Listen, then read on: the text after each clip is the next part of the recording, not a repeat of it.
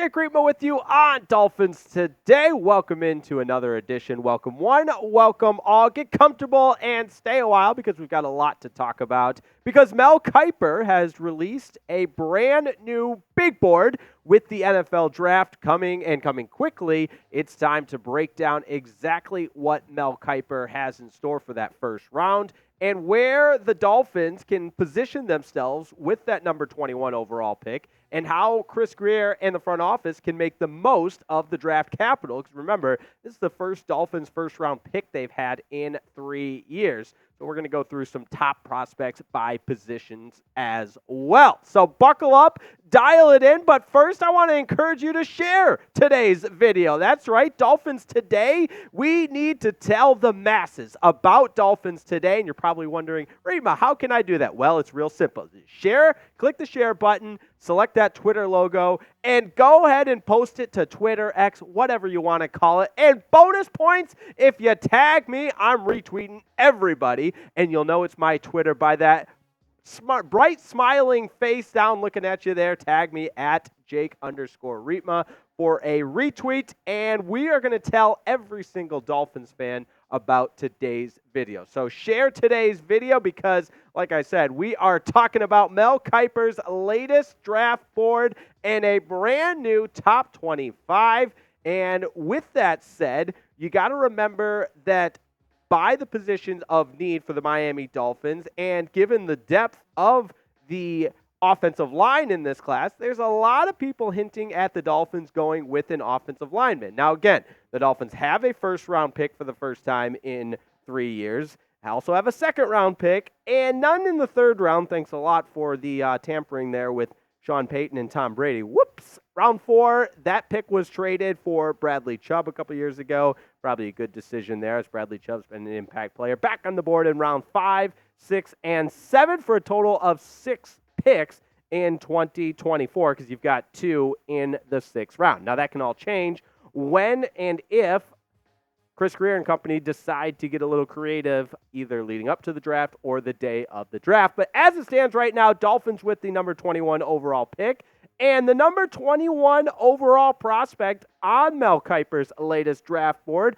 out of Oklahoma, Tyler Guyton, the offensive tackle for Oklahoma that doesn't have a ton of college experience, has only played in 14 games, but heck of a year in 2023. One really impressive stat, did not allow a single sack. Now, he's very athletic and classified as a guy that's athletically gifted. He has a hard-nosed attitude and mentality, and even though there's a very small sample size as far as his time at Oklahoma, there's a lot to be excited about. We mentioned that he did not allow a sack in 2023. That's always a good thing. And part of his draft profile is on the negative side of things, if you will. He needs to work on consistency with that limited game experience, only 14 games played in college. But as far as drawing up a draft prospect at the offensive line position, and more specifically the tackle position, Guyton has the size, he's got the strength, he had a very good week at the Senior Bowl, and checks a lot of the boxes for the Miami Dolphins in how they could benefit from drafting a guy like Tyler Guyton. Now, he did play right tackle. Obviously, Austin Jackson signed that extension, but Guyton's a guy that's versatile enough that could perhaps find a new home on the offensive line under Mike McDaniel's system. Now, let's say the Dolphins do go ahead and pick Tyler Guyton out of Oklahoma. Go ahead and grade the pick for me, hypothetically speaking here. What do you think of that? Give it a grade A, B, C, D, or F. And again, Tyler Guyton, Mel Kiper's number 21 overall prospect in this year's NFL Draft in his latest big board. So with the Dolphins picking at number 21, if he's there, it would make a lot of sense. Now, coming up, we'll continue to break down what Mel Kiper had to say about Tyler Guyton. But first, I want to give a huge shout out to today's presenting sponsor, the only ticketing app you'll ever need. It's simply the best in every single aspect. And oh, by the way, that's right, Game Time specializes in last-minute ticket deals. So if you're a procrastinator like me, not to worry, because Game Time guarantees the lowest price possible. We're not just talking sporting events. Go ahead and add concerts. Maybe you want to get to a comedy show and you want to watch some comedy that isn't the Miami Dolphins offense. Oh, I'm kidding. But we love the Miami Dolphins. We love the Miami Heat. Wherever you want to get to this season, got to use Game Time because it takes all of the stress out of buying your tickets. So how many times have you had one of those experiences where you're refreshing and trying to find your tickets, or you're worried about some kind of counterfeit ticket? No. Say goodbye to all of that with Game Time. It takes all of the stress out of buying tickets. Also, super easy to use app, which is good for me. I'm not the best with technology. So, super easy interface, couple of clicks, you've got the tickets. And oh, by the way, rest assured, it's the lowest price guaranteed. And because we love you and we care about you here on Dolphins Today, we're offering $20 off when you download the app and use the promo code FINSCHAT. Now, that's PHINSCHAT. But don't worry, we'll make it easy on you because we love you and we care about you. We'll put that link right in the comments and description of today's video. But download the Game Time app. Terms do apply. But take the stress out of buying tickets. And oh, by the way, save yourself 20 buckaroos. That's like 5 coffees in these days. And download the Game Time app. Use promo code FINSCHAT. Game Time, the lowest price guaranteed. It takes the stress out of buying tickets.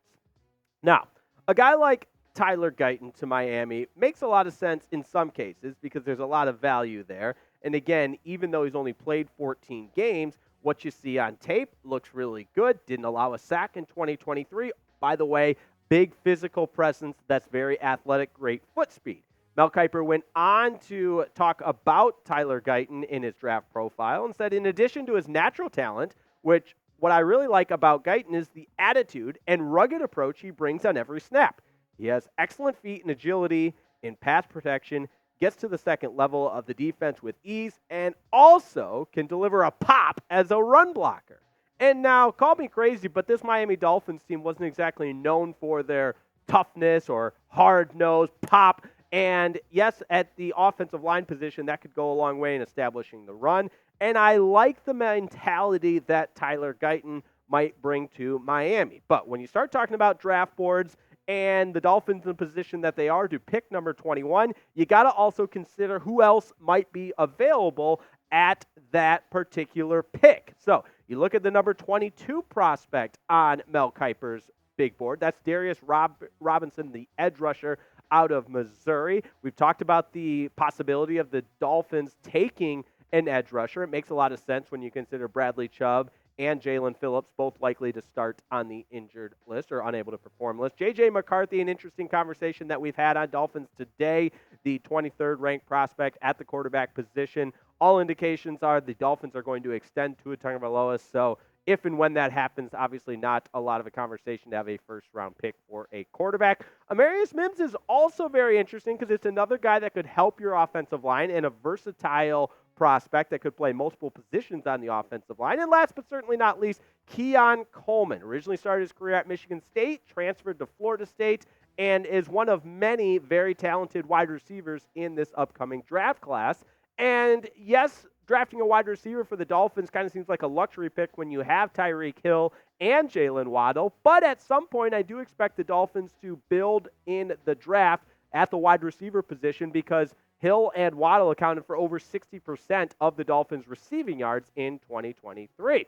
So, regardless of what happens, when the draft is coming, you got to subscribe because we bring you all the Dolphins draft coverage you could ever want. And by the way, it's free. Don't you worry. We're always bringing you daily Dolphins content for the right price. So make sure you subscribe. We are 12 away from 55.5. That's got a good ring to it, right? 55.5. Our offseason goal is 60,000 subscribers. Can we do it? I believe. So if you haven't shared the video yet, that's going to help our sub numbers as well. Share the video and subscribe to Dolphins Today.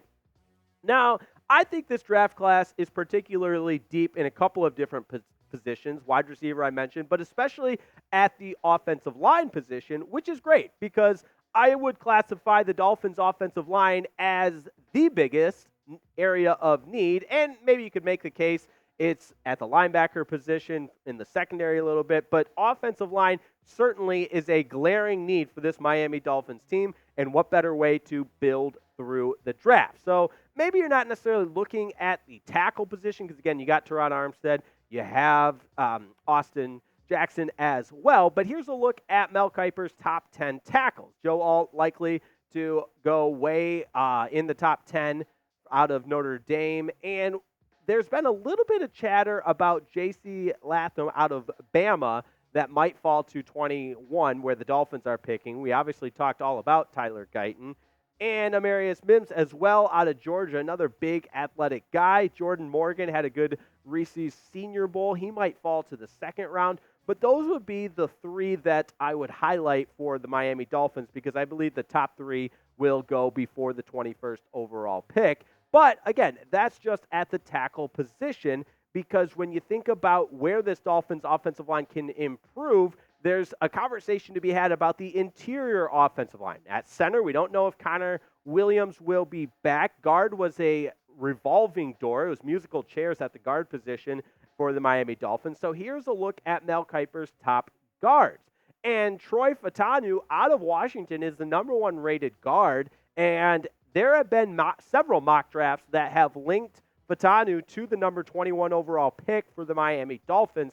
So that's a name I circle and highlight. Zach Zinter, obviously a part of that Michigan offensive line, had a tremendous collegiate career at Michigan that culminated with the national championship. Christian Haynes is a guy I like in the second round for the Dolphins. We talked about that earlier in one of last week's videos leading up to the Senior Bowl, or 2 weeks ago rather. But Christian Haynes is a guy that you might find second round value and, of course, would be in consideration for a day one starter. Now, when you move to the center position, that's another area with the uncertainty of where Connor Williams will be because of free agency. I have been pounding the drums for Jackson Powers Johnson if he's available at number 21, because not only is he listed as a center under Mel Kiper, which obviously he could help the Dolphins, but he's versatile and athletic enough to play guard. I love Jackson Powers Johnson. Zach Frazier out of West Virginia, a guy that's coming off a leg injury, so he could fall to the second round, but I think he has first-round talent. Now, put your general manager hat on for me and let me know what position the Miami Dolphins should draft in the first round. I think it's offensive line because it's an area of need, and it's also a very, very deep offensive line draft class, which we've shown you several names of offensive linemen that will likely go in the first round. But let me know what you think down in the comments and let me know. Let your voice be heard. Now, like I said, I'm all for the Dolphins going with the offensive line in the first round, assuming there's value to be had there at the 21st overall pick. Because when you look at this Miami Dolphins offensive line, 2023 was somewhat of a roller coaster. At the beginning of the season, team was playing well. You were playing lesser competition. The glaring holes in the offensive line were not necessarily exploited, but then the better the teams you played, the more you became exposed on the offensive line. And the injury bug was a part of the conversation all season. This team was banged up all season, 12 different starting combinations on the offensive line, and you still have questions about the pending free agency of Connor Williams as well as Rob Hunt. Nowhere near certain whether those two guys will be back or not and what that will look like in the upcoming offseason with free agency for the Dolphins. And so there's a lot of reasons you can point to of why the Dolphins need to improve that offensive line. By the way, they were 31st in pass block win rate. So not great. And Tua still had a whale of a season. So imagine giving him even more time and an even better offensive line, not to mention what the running game showed it could do with Raheem Mostert and Devon Achane. So that's why I'm making the case, pounding the table for the Dolphins to go offensive line in the first round. And let's just say it's a perfect world out there, because sometimes it is. But if this man is available at 21, and a lot can change when the combine comes out, so let that be heard. And, pre-combine, I'm all for Jackson Powers Johnson for the Dolphins to take out of Oregon, athletic center, Mel Kiper's top-ranked center, and he can also play guard. With that said, I think he adds some versatility to this Dolphins offensive line and would be an impact player from the very beginning. that's a guy you circle in red ink and say, if he's available, we're taking him. Let me know what you think down in the comments as well. And just a reminder, if you haven't yet, make sure you share today's video. We've outlined it right there for you. And bonus points for sharing it on Twitter as well. Everybody that tags me, you're getting a retweet, and we will continue to spread the good news about Dolphins Today on the YouTube, on the Twitter, you name it. We appreciate each and every one of you tuning in to this edition of Dolphins Today. And a whale of a salute to Jackson Lauderay, my producer today, helping us make Dolphins Today possible. As always, have a wonderful morning, afternoon, evening, night, whenever you're watching, and we'll see you next time on Dolphins Today.